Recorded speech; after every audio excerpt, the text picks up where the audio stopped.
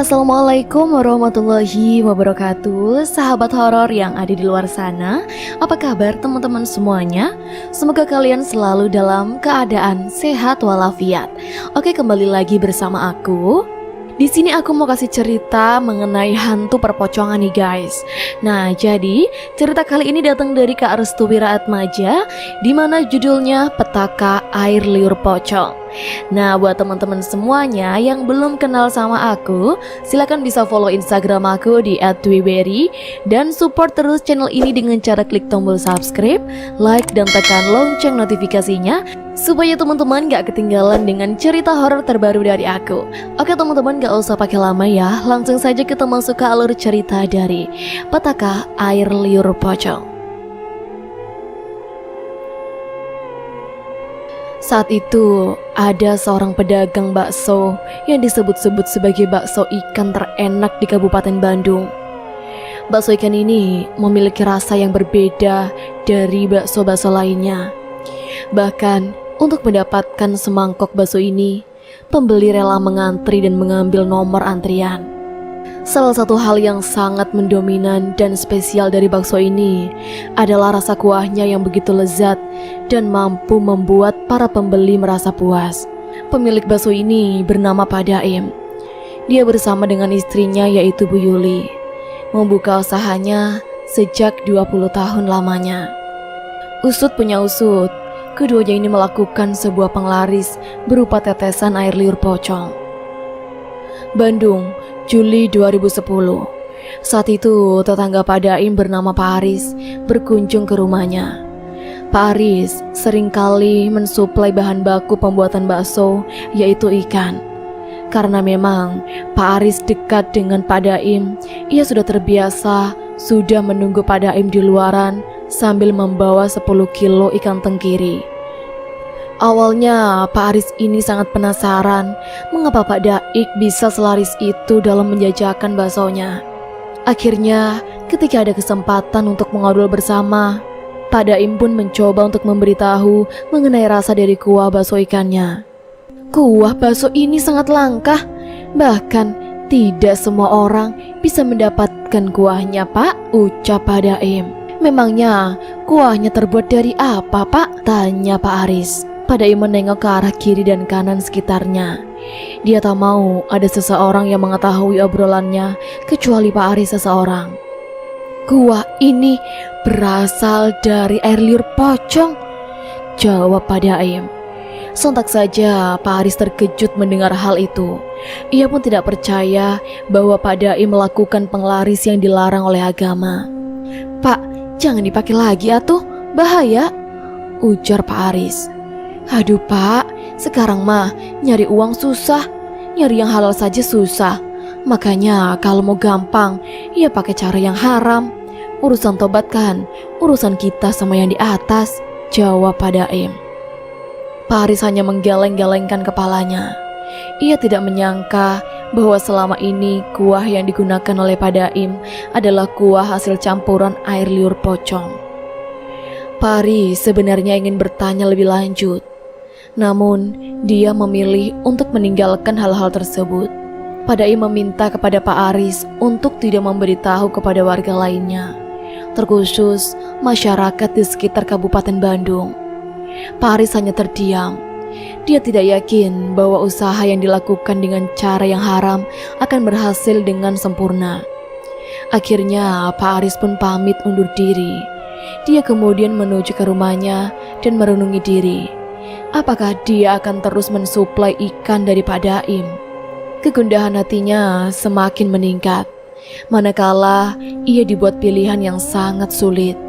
Kedua pilihan itu adalah melaporkan Pak Daim dan menghentikan suplai ikan terhadapnya atau mendiamkannya dan terus mensuplai ikan tersebut. Dia pun terus memikirkan hal itu sampai akhirnya tertidur. Dalam tidurnya, Pak Aris bermimpi dikejar-kejar pocong. Dia sama sekali tidak mengerti kenapa pocong itu mengejarnya. Akhirnya, dia masuk ke dalam sebuah rumah besar. Pak Aris pun bersembunyi di dalam kamar. Ketika dia bersembunyi di sana, Pak Aris mendengar suara rintihan tolong. Pak, tolong kami, Suara itu begitu familiar. Dia ingat suara itu dan kemudian besar itu adalah suara orang yang dikenalnya. Pak Aris membalikkan tubuhnya ke belakang. Namun tiba-tiba Pak Aris melihat Pak Daim dan juga Bu Yuli sedang diikat dengan wajah penuh dengan belatung dan ulat. Tepat di belakang mereka berdua, Pak Aris melihat sosok pocong itu tengah berdiri tegak. Pak Daim dan Bu Yuli merintih kesakitan. Mereka berdua meminta tolong terhadap Aris. Namun ketika Pak Aris ingin mendekat, tiba-tiba sosok pocong itu menghalanginya. Pak Aris pun langsung terbangun tepat di tengah malam. Ia pun melihat jam dinding sudah berada pukul 2 pagi. Karena rasa gundah dan takutnya sangat besar, ia pun menuju ke kamar mandi untuk mengambil air wudhu. Namun baru saja ia keluar dari kamar, betapa terkejutnya Pak Aris melihat banyak sekali ulat dan belatung berjatuhan dari lantai depan kamarnya. Ketika Pak Aris melihat ke atas, ternyata itu adalah sosok pocong yang ia temui dalam mimpi. Pak Aris pun langsung berteriak dan kembali ke dalam kamarnya. Ia pun segera membangunkan istrinya yang sedang tertidur. Tetapi ketika istrinya menoleh ke arahnya, tiba-tiba wajahnya berubah menjadi sangat menakutkan. Pak Aris pun ketakutan. Ia menuju ke arah pojok kamar sambil menutupi wajahnya dengan bantal. Di sela-sela ketakutannya, ada sentuhan yang dingin menyentuh tangan kanannya. "Pak, Papa kenapa?" Pak Aris pun pelan-pelan menurunkan bantal dari wajahnya, dan ternyata itu adalah istrinya Bu Rahman. "Pak, Bapak mimpi buruk?" tanya Bu Rahman. "Bu, aku lihat pocong di depan kamar, terus wajah ibu penuh luka-luka," ucap Pak Aris dengan nada ketakutan. "Pocong? Bapak mimpi buruk? Ibu tadi bangun gara-gara Bapak teriak. Ibu kira Bapak kenapa-napa. Bapak ada yang belum diceritain ke Ibu?" tanya Bu Rahman. Bu Rahman pun membawa Pak Aris menuju tempat tidur. Saat itulah Pak Aris menceritakan hal yang sebenarnya mengenai Pak Daim dan juga Bu Yuli. Pak Aris menceritakan bahwa Pak Daim menggunakan penglaris air liur pocong agar kuah dalam bakso ikannya terasa enak. Setelah diberitahu hal itu, Bu Rahman pun terkejut. Ia kemudian menyuruh suaminya agar menghentikan suplai ikan kepada Pak Daim dan Bu Yuli. "Loh Bu, kita kan gak salah. Kenapa kita juga diteror? Kan aneh," tanya Pak Aris. Bu Rahman pun memberitahu kepada suaminya bahwa penglaris yang digunakan oleh Pak Daim sendiri masih sangat rahasia. Jadi jika ada jembatan menuju hal itu, bisa jadi Pak Aris akan terkena imbasnya. Mengetahui hal itu, Pak Aris pun semakin paham. Ia juga masih belum mengerti apa yang dilakukan Pak Daim dan juga Bu Yuli terhadap air liur pocong itu. Bu Rahman tidak mau jika nanti suatu saat keluarganya terkena teror yang sama. Artinya, jika memang sudah menjadi jembatan bagi orang yang bersekutu dengan setan, maka bisa dipastikan dirinya akan terkena hal itu. Akhirnya, Pak Aris pun memutuskan untuk tidak mensuplai makanan tersebut kepada Pak Daim dan juga Bu Yuli. Pikirannya hanya satu, bila mana hal yang tidak terduga terjadi setelah itu, maka bisa dipastikan bahwa keluarganya sudah dirongrong oleh Pak Daim dan juga Bu Yuli. Keesokan harinya, Pak Daim pun menunggu kehadiran Pak Aris. Namun sampai siang hari, Pak Aris belum datang juga. Ia kira bahwa Pak Aris sakit atau sedang tidak enak badan.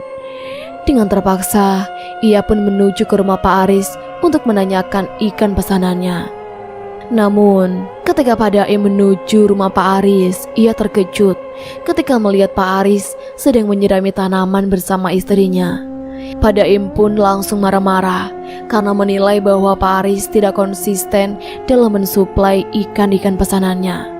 Dengan terpaksa, Pak Aris pun mengatakan bahwa untuk saat ini dan seterusnya, ia akan memutuskan kerjasama dan tidak mensuplai ikan kepada Pak Daim. Tentu saja hal ini membuat Pak Daim sangat kecewa. Namun, Pak Daim sudah mengira bahwa Pak Aris melakukan hal itu karena ia tak mau terjerumus dalam petaka yang akan menimpanya. Prinsip Pak Daim masih sama, ia akan menghancurkan siapapun yang menghalangi jalannya. Malam harinya, Pak Daim menaruh sebuah bungkus kain putih yang telah dilapisi darah ayam cemani hitam yang diletakkan di dekat jendela rumah Pak Haris.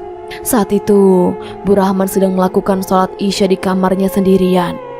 Ia baru sadar bahwa hari sudah semakin malam. Anehnya, Bu Rahman merasakan hawa seisi kamarnya sangat berbeda. Ketika dirinya ingin bangkit untuk melepaskan sajadah, tiba-tiba sosok pocong dengan wajah penuh ulat dan belatung menyebarkan bau busuk terjatuh tepat di hadapannya. Bu Rahman pun berteriak sebelum akhirnya ia pingsan di tempat. Saat itu memang Pak Haris sedang berada di luar karena ia ada urusan pribadi. Namun di saat ia pulang ke rumah, Pak Haris mencium bau busuk dalam kamar. Ternyata ketika Pak Haris membuka kamar, ia terkejut melihat istrinya sedang tertidur di lantai sambil memegangi bungkusan putih yang penuh darah itu. Pak Haris pun langsung melepaskan bungkusan putih itu dan membawa istrinya ke tempat tidur. Setelah dia membawa istrinya ke tempat tidur, Pak Haris langsung mengambil bungkusan putih tersebut. Ia merasa bahwa bungkusan itu bukanlah bungkusan biasa. Pak Haris yakin jika ada seseorang yang melakukan hal ini kepada istrinya. Pak Haris pun menyimpan bungkusan putih itu ke dalam sebuah tempat agar esok hari ia bisa mencari tahu benda apa yang dimaksud tersebut. Keesokan harinya, Pak Haris menuju ke suatu kiai yang mungkin itu adalah solusi terbaik untuk mencari letak jalan keluar sebenarnya. Pak Haris tidak lupa untuk membawa bungkusan putih itu untuk ditunjukkan kepada kiai yang ia maksud. Singkat cerita, ketika Pak Haris bertemu langsung dengan kiai itu mengatakan bahwa bungkusan kain putih itu adalah sebuah petaka bagi keluarga Pak Haris sendiri. Artinya, ada seseorang yang sengaja ingin menghancurkan keluarga Pak Haris lewat kiriman-kiriman yang mengerikan. Pak Haris pun ditanya oleh kiai tersebut, apakah dirinya pernah didatangi sosok pocong. Pak Haris kemudian membeberkan fakta sebenarnya yang baru-baru ini terjadi kepada keluarganya. Ia menjelaskan bahwa ada seseorang yang dia curigai tentang masalah ini, dan itu adalah Pak Daim. Kecurigaannya itu semakin menguat manakala istrinya sendiri melihat sosok pocong terjatuh di hadapannya seusai melaksanakan sholat Isya. Kiai itu pun terkejut mendengar penjelasan dari Pak Haris mengenai peristiwa yang baru saja dialaminya. Kiai itu pun menjelaskan bahwa yang melakukan ini adalah orang terdekat dari Pak Haris itu sendiri. Bisa jadi itu adalah teman atau saudaranya. Mendengar hal itu, Pak Haris semakin yakin bahwa Pak Daimlah pelaku dari semua masalah ini. Ia pun meminta kepada kiai tersebut agar bisa menyelesaikan masalahnya. Namun kiai itu hanya terdiam sambil mengatakan bahwa pocong di tempat Pak Daim itu memang sedang ditugaskan untuk mengganggu istrinya. Hal yang harus dilakukan oleh Pak Haris adalah untuk tidak meninggalkan istrinya karena akan menjadi sebuah mara bahaya tersendiri bagi dirinya dan juga istrinya. Alhasil, Pak Haris pun diberi wajangan untuk menanam sebuah jahe merah di dekat rumahnya dengan tujuan menghindari gangguan pocong itu. Karena yang pasti, pocong itu akan mencari tumbal apabila sudah ditugaskan oleh tuannya. Pak Haris pun memahami hal itu. Ia pun menuruti apa yang dilakukan oleh kiai itu. Setelah dirinya diberi amanat untuk menanam jahe merah, Pak Haris langsung menanamnya saat itu juga. Setelah usai menanam jahe merah, Pak Haris langsung menuju kamar guna menengok istrinya yang sedang terbaring di atas kasur. Baru saja dia membuka pintu kamar, betapa terkejutnya Pak Haris melihat banyak sekali ulat bulu di tembok kamarnya. Pak Haris pun langsung mengambil penyemprot serangga dan membiarkan ulat-ulat itu mati. Sekali lagi dia berpikir, dari mana ulat-ulat itu berasal? Singkat cerita, Pak Haris pun menggeledah seluruh kamarnya. Ia takut jika nanti ada sesuatu yang tidak diketahuinya. Namun ketika dirinya menggeledah, tak ada satupun sesuatu yang ditemuinya. Dan hal ini membuat Pak Aris kebingungan mengenai asal dari ulat-ulat itu. Selama berada di dalam rumah, Pak Aris tidak tenang. Ia merasa kalau istrinya sedang diincar oleh pocong tersebut. Pak Aris pun hanya bisa melamun sambil menatap langit-langit kamar. Dalam lamunannya itu, ia pun merasa matanya lelah. Pak Aris pun tertidur sambil kedua tangannya memegangi tangan kanan istrinya. Barulah kejadian yang tidak terduga dimulai. Bu Rahman terbangun sendiri. Ia perlahan melepaskan kedua tangan Pak Aris yang menempel ke tangan kanannya. Bu Rahman menuju ke dapur untuk mengambil pisau. Ia pun segera melukai kedua tangannya. Pahanya dengan perlahan berulah ketika darah telah mengalir deras. Bu Rahman berteriak kencang dan meminta tolong kepada suaminya Pak Aris.